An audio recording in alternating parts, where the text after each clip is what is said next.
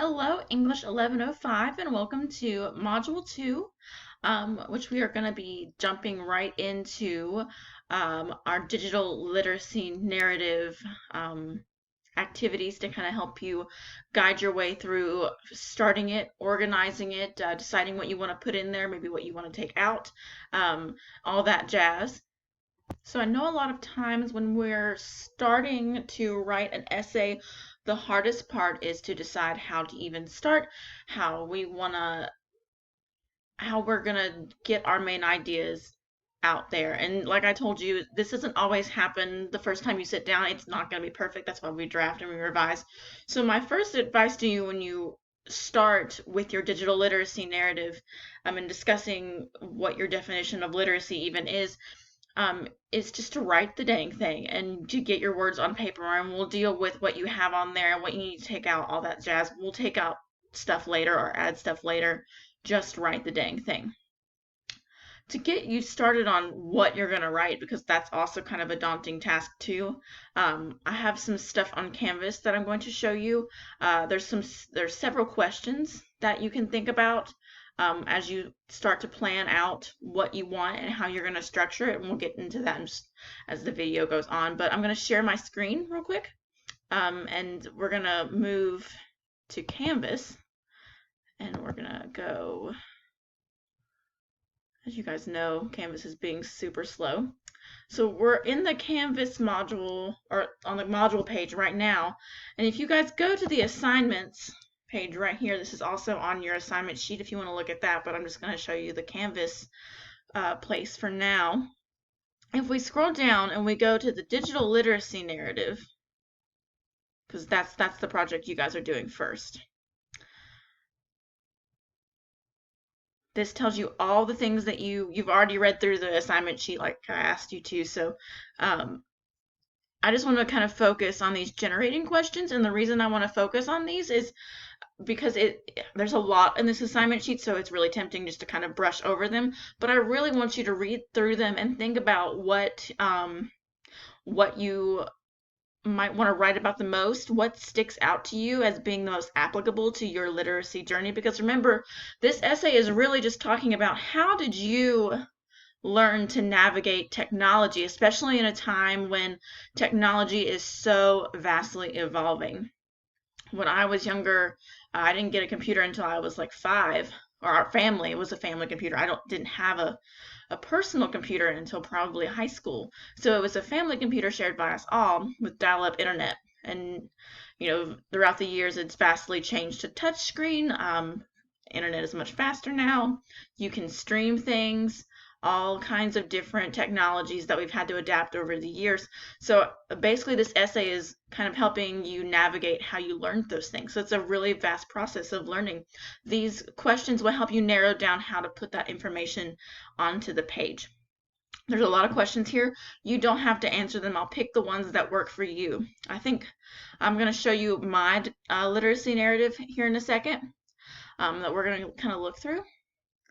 And I think what I focused on was when did you first access the internet? I think I focused on this one right here.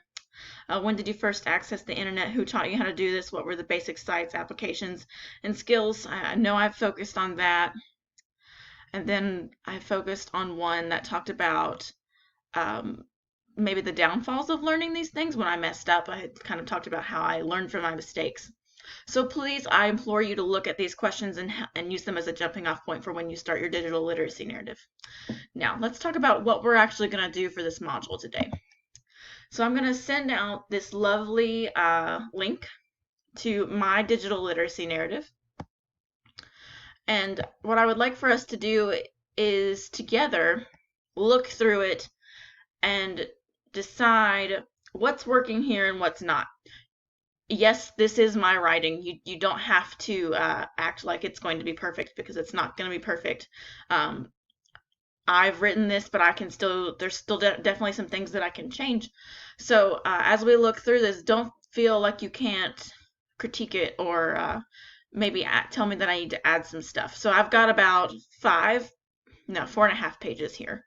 I ask you to look through this and when you go into the Google Doc, comment on it like you normally would in a doc that you were kind of revising or maybe helping a friend with.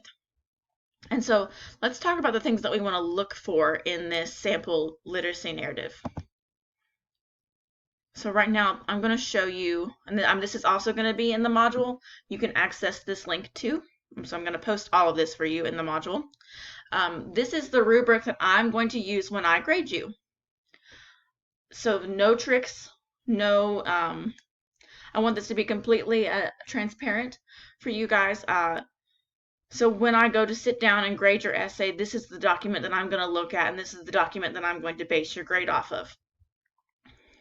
You'll see that each one of these columns explains what I'm looking for. So the explanation is up here. The rubric is down here. If you do it really well, you get all 5 points. If you forget to do something, or if you leave something out, or maybe if you still need work on something, you'll get a 1 in the column, and then you see everything in between. Maybe like a middle of the way, you know, it's good, but it still needs work. That might be a 3. So that's how I'm grading you. So that way you understand the process of my grading.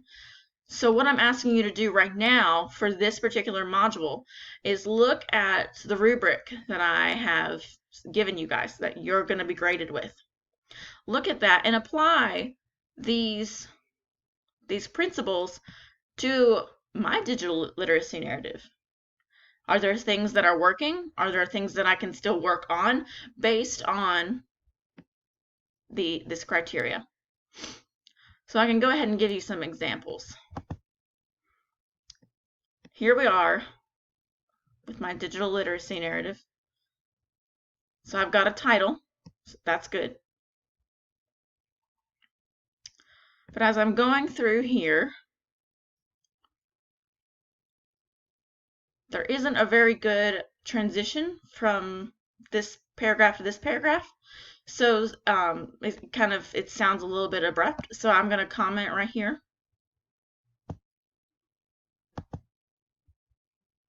I'm going to say, need smoother transition here. And all a transition sentence is just a sentence that helps you go from one paragraph to another. So I don't really have a way of introducing this first story for my literacy narrative. I just kind of jump right into it. So I need a smoother transition at this section right here. So I add that comment, and so I know I'll have to come fix it later. Okay. So then I'm coming back down here to my story where it actually starts.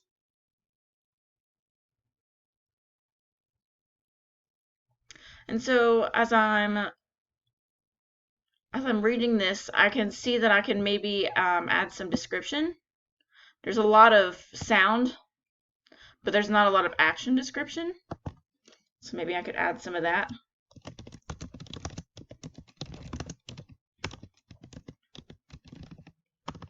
If I could learn how to spell. Goodness gracious.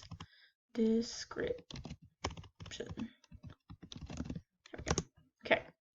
So maybe adding some more action words there. That's always nice.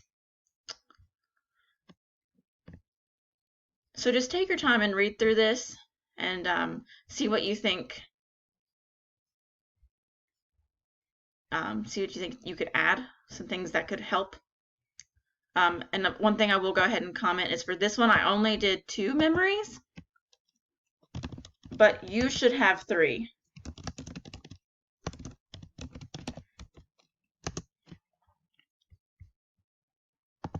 So you guys for your digital literacy narrative should focus on 3 moments or 3 memories, and I only have 2 in here because I was a little bit short on time when I was writing this a while ago. So that was why. So I want you guys to look at this. The things we're going to be looking for are descriptive language, which I've kind of already hinted at. We want to look at an evolving definition of literacy. So is there a main point to this? Is there a main idea? What I'm going for in my essay is that you can still fail, and it'll teach you things. So if that doesn't come across, let me know. You want to look for time, place, specific, oh my gosh, specificity. Haha, I got it, guys. In 3 moments or 3 memories. So looking at those descriptive moments, looking at action words instead of just passive words that only tell me what is going on. You want to show me what's going on. Balanced and purposeful arranged moments, making sure that the memories are equally as long, but also they have a purpose in what the story is telling.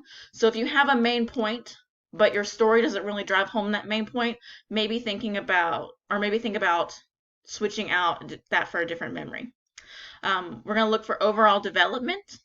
So you want to think about stuff like title, length, formatting, and then style conventions, which is the little things that we think about. That's misspelled words, that's sentence variations, a word variation. We also want to think about, is it understandable? And this doesn't take into account, I'm not looking for completely correct and perfect grammar, because you want to account for different dialects. And I have Appalachian dialect, so there might be some slang in there that I use, and that's completely okay. You want it to be understandable, though. If something isn't understandable, if something isn't clear, mark that, because that's really, really important. Okay, so those are the things that we are looking for. Make comments in the Google Doc. I would say make at least 3 to 4 comments in the Google Doc. They can be something that this document needs to work on, or it can be something that it's doing well. So maybe there's a part where you think it makes a lot of sense, you think it drives the point home, you like the title, or you think the description is good. Maybe you feel like you're really in the moment, you can picture everything that's going on. Those types of comments. I would suggest maybe making at least 4 of them. So that's all I'm asking. Oh no, yeah, I have to make 3 or 4. I would say 4. Make 4 comments in this.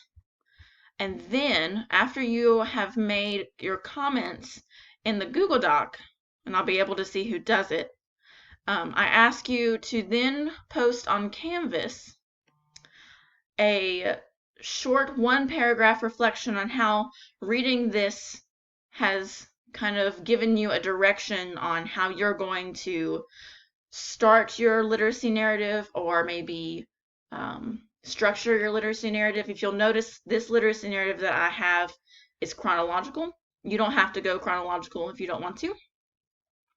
But you'll notice that I start from young to old. Not that I'm old. Maybe I'm old. I don't know. What do you think? Don't tell me. Don't tell me if I'm old. Just lie. I'm young. I'm hip. So this is chronological. It goes from me being a young kid to being a doctoral student. You guys don't have to go that way. You can do whatever you think makes sense for your story. But just in your reflection paragraph on Canvas that you submit to Module 2, just tell me how this has helped you figure out a plan for the structure or how to start your digital literacy narrative. And you can ask me questions on there too if you would like. That's totally fine as well. Okay, so those are the 2 things that I want you to do for this module. Hopefully it will actually help you put some words on paper and help you write this assignment.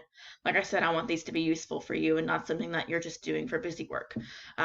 So I hope that the comments are helpful. I hope reading this sample is helpful so you can get an idea of what I want, as well as looking at the rubric.